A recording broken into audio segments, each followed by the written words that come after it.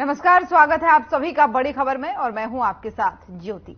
इस बुलेटिन में हम बात करेंगे दिन की 4 बड़ी खबरों की। चारों बड़ी खबरें आपको दिखाएंगे और विस्तार से उसमें चर्चा करेंगे, जिसमें पहली खबर चंडीगढ़ से है, जहां पर कृषि मंत्री कंवरपाल गुर्जर बीजेपी प्रत्याशी बंतो कटारिया के समर्थन में जनसंपर्क कर रहे हैं। दूसरी खबर गुरुग्राम से है, जहां बीजेपी प्रत्याशी राव इंद्रजीत सिंह ने बादशाहपुर विधानसभा में कादरपुर मोड़ पर चुनावी कार्यालय का उद्घाटन किया है। तीसरी खबर जुलाना से है, जहां लोकसभा चुनाव को शांतिपूर्वक तरीके से कराने और अफवाह फैलाने वालों पर अंकुश लगाने के लिए पुलिस प्रशासन ने तैयारियां शुरू कर दी हैं। और चौथी खबर चरखी दादरी से है, जहां बाबा स्वामी दयाल धाम पर महापंचायत की शुरुआत की गई। तो चारों बड़ी खबरें आपके टीवी स्क्रीन पर, जहां पहली खबर कंवरपाल गुर्जर के जनसंपर्क को लेकर के है। अंबाला की प्रत्याशी बंतो कटारिया के समर्थन में उन्होंने यहां पर रैली की, तो उसकी तस्वीरें आपको दिखा रहे हैं। दूसरी खबर बीजेपी ने अपना चुनावी कार्यालय खोला है, उसको लेकर खबर है। तीसरी खबर बात करें तो गुरुग्राम सीट से जो घमासान इस बार होने वाला है, जो टक्कर होने वाली है, उसको लेकर के है। राहुल फाजलीपुरिया का कड़ा प्रहार जो है, यानी बड़ा तंज उन्होंने कसा है बीजेपी पर। वहीं चौथी खबर महापंचायत को लेकर के है। महापंचायत की जो शुरुआत हुई है उसी की तस्वीरें आपको लगातार दिखा रहे हैं। चारों बड़ी खबरें आपके टीवी स्क्रीन पर। और शुरुआत करेंगे पहली खबर के साथ। लोकसभा चुनाव चरम सीमा पर है, सभी दलों का प्रचार प्रसार जारी है। बीजेपी के स्टार प्रचारक हरियाणा के कृषि मंत्री कंवरपाल गुर्जर भी अंबाला लोकसभा से बीजेपी प्रत्याशी बंतो कटारिया के समर्थन में जनसंपर्क कर रहे हैं। कृषि मंत्री ने जगाधरी विधानसभा के कई गांव और शहर में लोगों से जनसंपर्क किया है। कृषि मंत्री का इस दौरान कहना है कि हर तरफ बीजेपी के पक्ष में माहौल है और बीजेपी हरियाणा लोकसभा की सभी सीटों पर जीत दर्ज करेगी। वहीं कृषि मंत्री ने इस दौरान कई मुद्दों को लेकर कांग्रेस पर जमकर निशाना साधा है। उन्होंने कहा है कि कांग्रेस की लीडरशिप दिशाहीन है, कांग्रेस के पास कोई भी विजन नहीं है, इसलिए सभी कांग्रेस पार्टी को छोड़कर जा रहे हैं। तो अंबाला की ये तस्वीरें हैं, जहां पर कृषि मंत्री कंवरपाल गुर्जर ने एक जनसभा की है। अंबाला से जो बीजेपी प्रत्याशी हैं, इस बार लोकसभा के प्रत्याशी बंतो कटारिया, उनके समर्थन में उन्होंने यहां पर रैली निकाली, जनसंपर्क अभियान किया और इस दौरान लोगों को उन्होंने संबोधित किया।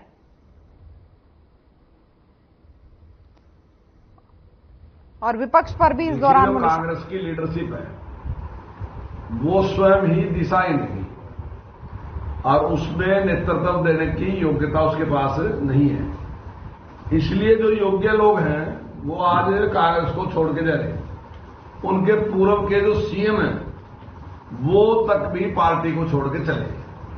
तो आज उनको विषय नहीं दिखाई देता, कहीं कोई विजन पार्टी के पास नहीं है। लोग जब काम करते हैं ना लगातार, तो किसी विजन के ऊपर काम करते हैं। तो जब अगर आपके पास कोई विजन ही नहीं है देने के लिए कार्यकर्ता को अपने, तो फिर मैं समझता हूं कि कार्यकर्ता साथ नहीं रहेगा। कई बड़ा भारी एक गंभीर प्रश्न है कि किसी पार्टी का नेता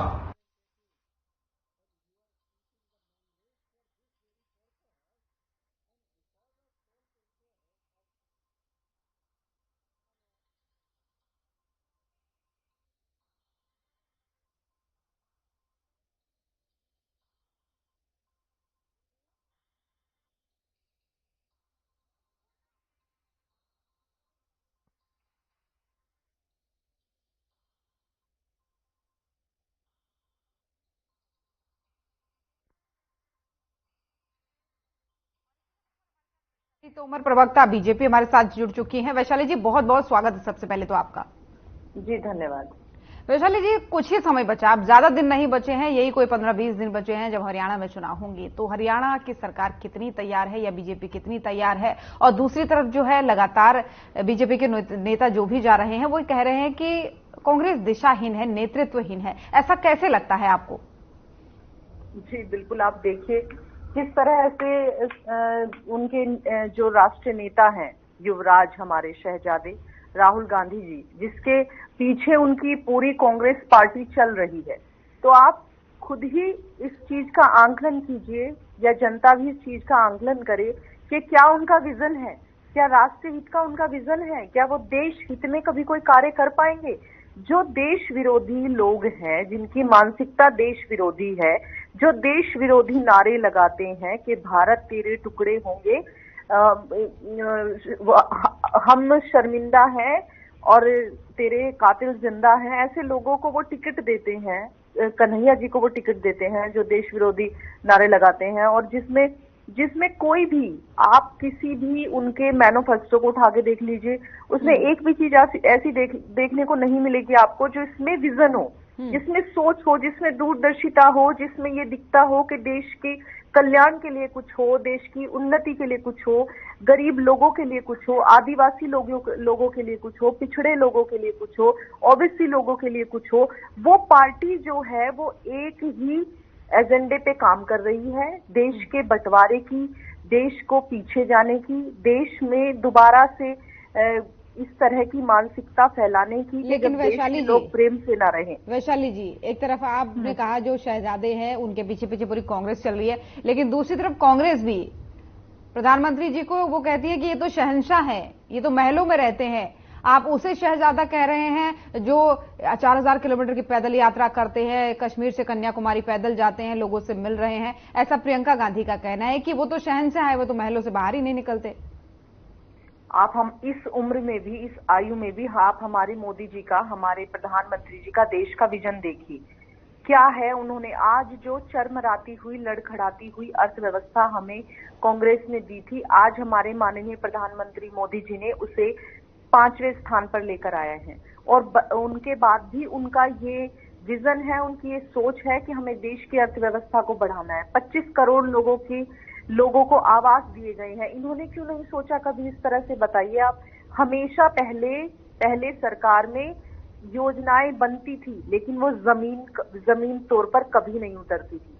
जो घोटाले होते थे वो इतने होते थे। आज क्यों परेशान है आप? जनता परेशान नहीं है जी, जनता को तो आसान हो गया इन सारी चीजें, घर बैठे जनता का सारी चीजें ऑनलाइन मिल रही हैं, जनता को लाइन में लगना नहीं पड़ रहा है। जनता बिल्कुल भी परेशान नहीं है। परेशान अगर है तो वो विपक्ष है, क्योंकि उनको वो मोटी कमाई, काली कमाई, अंधी कमाई नहीं मिल पा रही है। हमारे मोदी जी ने तो कहा था ना मैं खाऊंगा ना खाने दूंगा।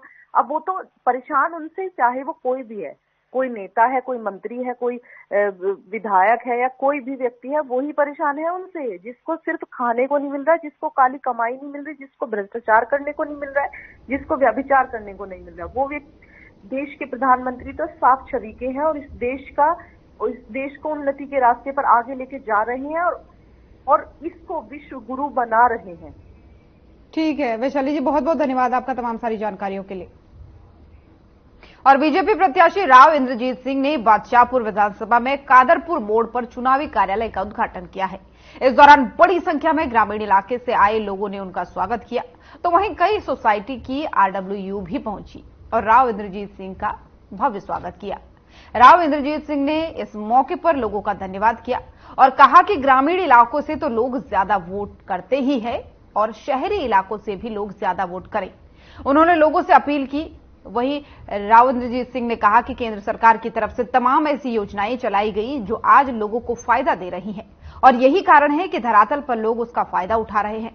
इंफ्रास्ट्रक्चर को लेकर के, स्वास्थ्य और शिक्षा से लेकर के जो व्यावसायिक गतिविधियों का भी फायदा लोगों को मिल रहा है। केंद्र सरकार उन तक सभी योजनाएं पहुंचा रही है।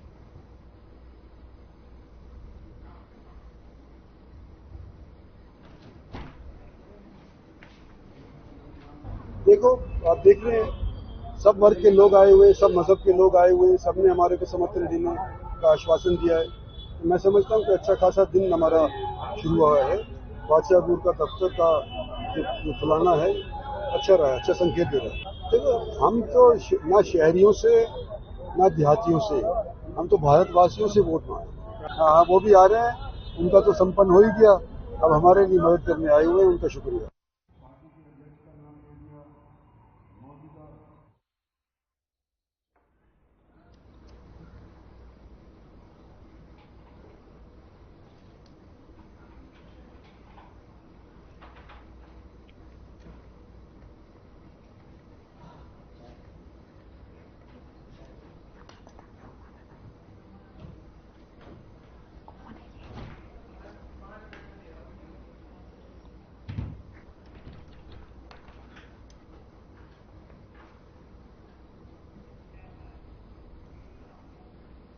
और इसी खबर पर ज्यादा जानकारी के साथ हमारे संवाददाता लाइव हमारे साथ जुड़ चुके हैं विजेंद्र।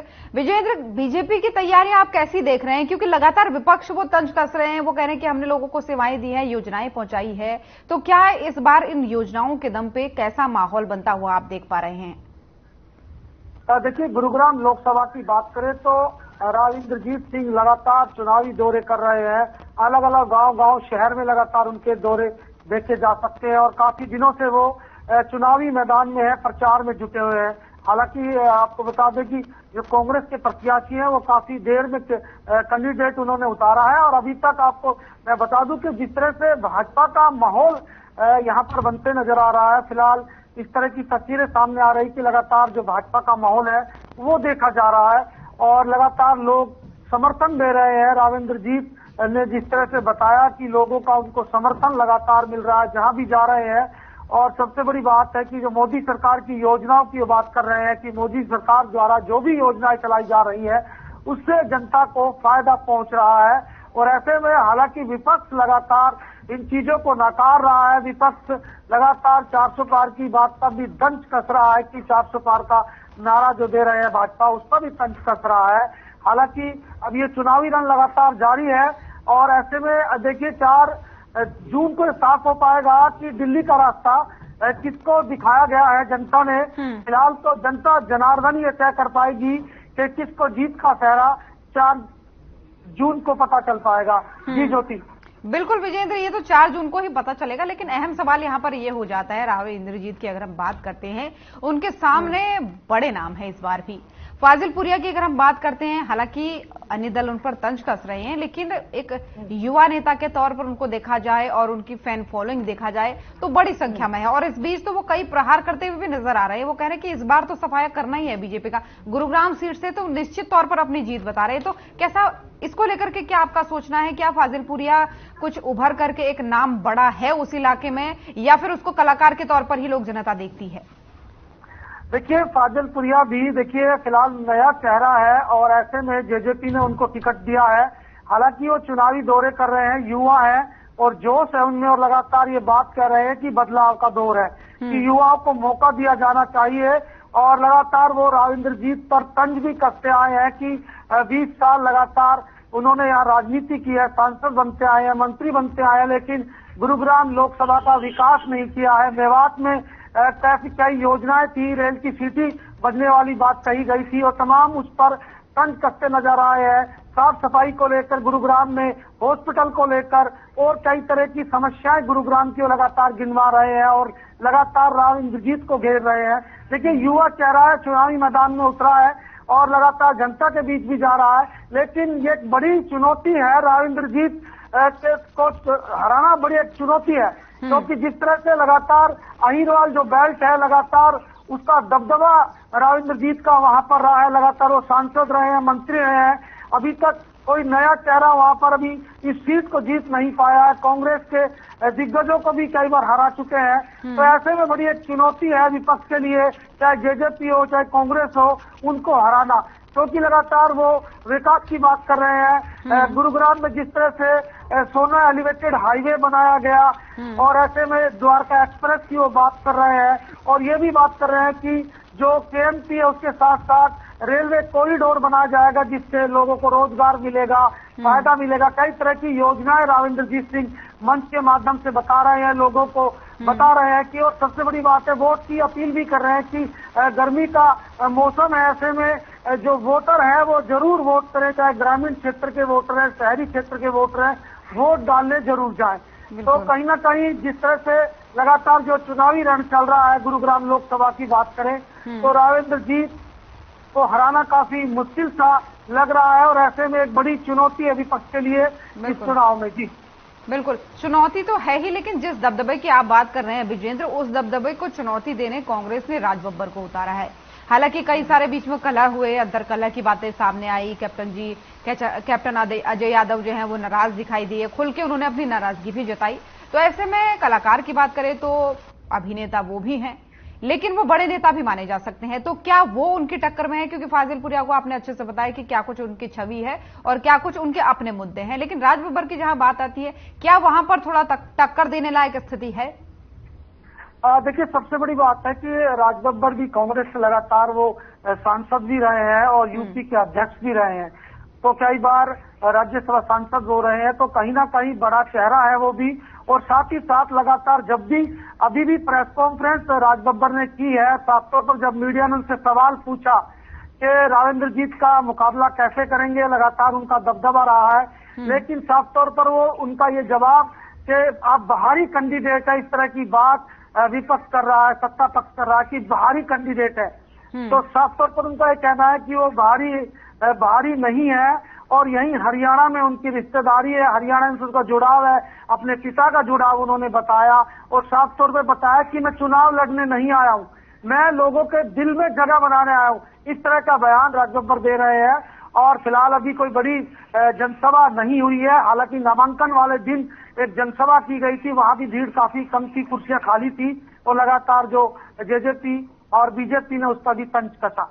हालांकि राज बब्बर की टक्कर हो सकती है रावेंद्रजीत से, लेकिन एक बड़ी चुनौती हम इसको कह सकते हैं, क्योंकि जिस तरह से रावेंद्रजीत पहले से ही चुनावी मैदान में है, पहले ही टिकट भाजपा ने घोषित कर दी थी हरियाणा में, तो ऐसे में लगातार वो कई गांवों के दौरे कर चुके हैं। हालांकि कांग्रेस की जो टिकट है वो काफी लेट घोषित हुई, तो ऐसे में लगातार गांव में जाना, लोगों से मिलना, जो लोग नाराज हैं उनको मनाना, जिस तरह से कैप्टन की नाराजगी लगातार देखी जा रही है, उनके कार्यकर्ता या वो नहीं दिखाई दे रहे हैं, तो ऐसे में उनको मनाना ये एक बड़ा सवाल है, बड़ी चुनौती है और ऐसे में कहीं ना कहीं कांग्रेस पे नुकसान है बड़ा। बिल्कुल, कांग्रेस के लिए नुकसान निश्चित तौर पर देखा जा सकता है, क्योंकि जहां जितनी एनर्जी उनको जनता के बीच लगानी चाहिए, लोगों के बीच लगानी चाहिए, वो कहीं ना कहीं इस अंतर कलह में उलझती हुई नजर आ रही है। तो क्या इसका परिणाम चुनाव में देखने को मिल सकता है? और दूसरी बात तो सबसे बड़ी यही होती है कि जनता जब भी किसी को वोट करती है वो विकास के नाम पर करती है। तो जो मुद्दे बीजेपी उठा रही है, चाहे जेजेपी उठा रही है, चाहे इनेलो उठा रही है, चाहे कांग्रेस उठा रही है, उन मुद्दों पे कितना दम आप देख पाते हैं? कौन से मुद्दे किस पार्टी के ऐसे हैं जो जनता से सीधे कनेक्ट करते हैं? देखिए, सबसे बड़ी बात है कि जो लोकसभा चुनाव है इसमें ज्यादातर देखते हैं कि लोग यही बात कहते हैं, हम जनता के बीच पहुंचते हैं कि नेशनल मुद्दों पर वो चुनाव करेंगे।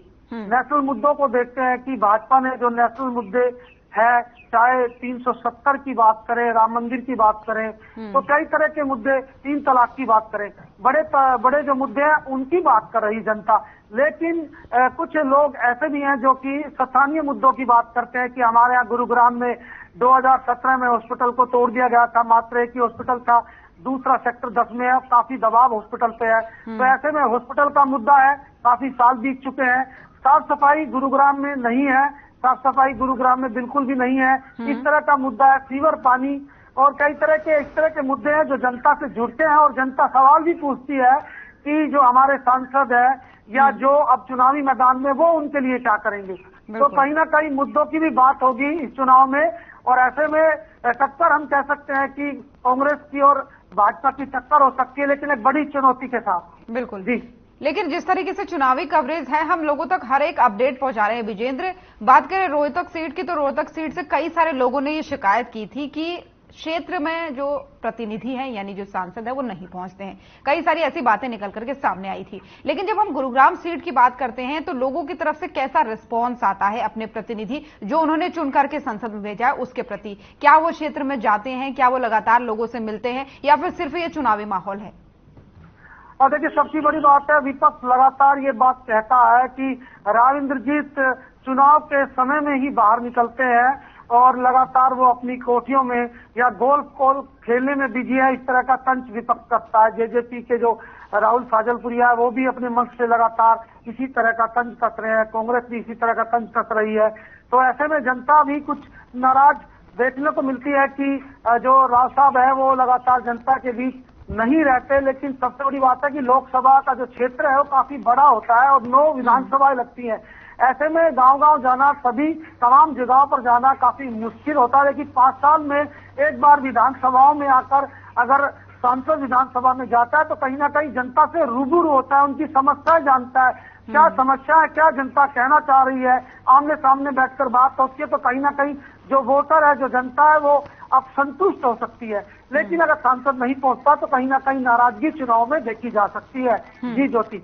बिल्कुल विजेंद्र, लेकिन एक फैक्टर यहाँ पर आपसे और मैं समझना चाहूंगी। पहले जब बीजेपी और जेजेपी साथ थे इन विधानसभा चुनाव में, उन्होंने सरकार बनाई, तमाम सारे उनका कहना है कि विकास के कार्य किए, लेकिन जैसे ही वो अलग हुए मत एकदम अलग हो गए। जेजेपी का कहना है कि हमारा दबाव था इसलिए विकास हुआ, दूसरी तरफ बीजेपी का कहना है कि भाई उनके अपने स्वार्थ थे वो अलग हो गए। लेकिन गुरुग्राम सीट को लेकर के मनोहर लाल भी कहते हैं, अभी उन्होंने हाल ही में तंज कसा था कि उनके पास कुछ भी शेष नहीं बचा है। तो ये जो मतभेद है या मनभेद जो भी कहें, ये सिर्फ सत्ता को लेकर के हैं या फिर वाकई ऐसे कुछ काम हुए क्षेत्र में या फिर ऐसी कोई सहमति नहीं बन पाई? इसका क्या कुछ फैक्टर निकलता है, क्योंकि जितने नजदीक वो पहले थे अब उतने ही दूर होते जा रहे हैं? जो कि सबसे बड़ी बात है कि अगर गुरुग्राम की बात करें, यहाँ जो जेजेपी के विधायक यहाँ नहीं थे, भाजपा के ही विधायक यहाँ पर है। अगर विधानसभाओं की बात करें, पटौदी, सोना और गुरुग्राम, तो यहाँ तीनों विधायक बीजेपी से आते हैं। और ऐसे में गुरुग्राम की बात करें तो गुरुग्राम में विकास की बात करें तो जनता यही कह रही है विकास नहीं हुआ है।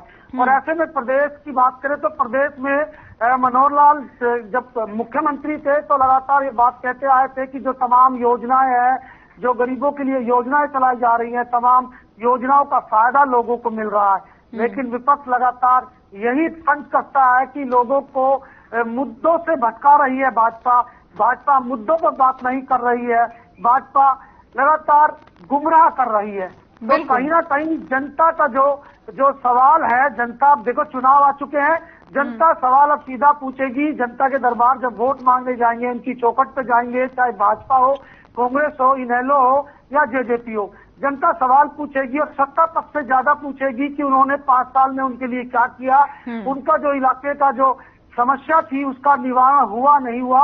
उसके आधार पर जनता अगर वोट करेगी तो कहीं ना कहीं ये नुकसान भाजपा को भी हो सकता है। बिल्कुल। और ये ऐसा समय होता है विजेंद्र जहां पर पूरी तरीके से भागदौड़, पूरी तरीके से कमान सत्ता लोगों के हाथों में होती है कि उसको किसको चुनना है। फिलहाल बहुत बहुत धन्यवाद आपका तमाम सारी जानकारियों के लिए।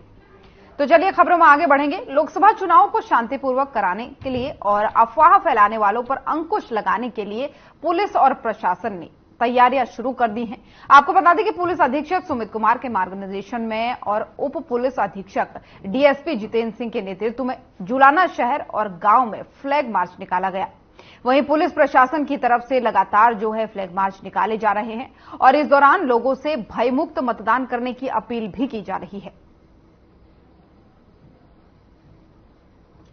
तो लगातार चुनाव के मद्देनजर पुलिस की टीम जो है, यानी पुलिस प्रशासन जो है, शहर शहर जाकर के फ्लैग मार्च निकाल रहा है और इस दौरान वो लोगों से एक ही अपील कर रहे हैं कि मत का प्रयोग जरूर करें और अपने मत का प्रयोग जब आप करें तो एकदम भयमुक्त तरीके से करें। अपनी उसी को चुने जो आपको लगता हो कि आपके क्षेत्र का विकास कर सकता है, किसी के दबाव में ना आए, किसी तरीके के प्रेशर में ना आए। तो जुलाना की ये तस्वीरें हैं जहां पर पुलिस का जो है फ्लैग मार्च निकला है, पूरा प्रशासन जुटा हुआ है, इसकी कवायद कर रहा है कि लोग इसको समझें और अपने मत का प्रयोग करें, क्योंकि लगातार घटता जो मतदान प्रतिशत है वो कहीं ना कहीं चिंता का विषय है, पार्टियों के लिए भी, प्रशासन के लिए भी। तो इसके लिए ये फ्लैग मार्च जो है वो लगातार निकाला जा रहा है, लोगों को जागरूक किया जा रहा है अपने मत का प्रयोग करने के लिए।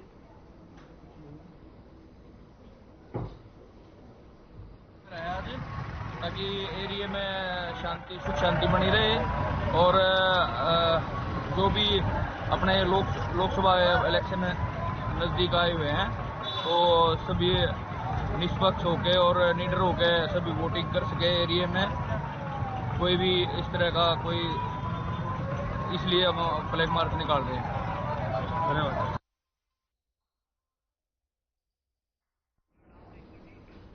और चरखी दादरी के बाबा स्वामी दयाल धाम पर महापंचायत की शुरुआत की गई। महापंचायत में फोगाट खाप सहित विभिन्न खापों के पदाधिकारी मौजूद रहे।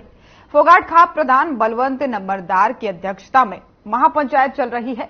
आपको बता दें कि लोकसभा चुनाव को लेकर के महापंचायत ये की जा रही है और इसमें मंथन चल रहा है।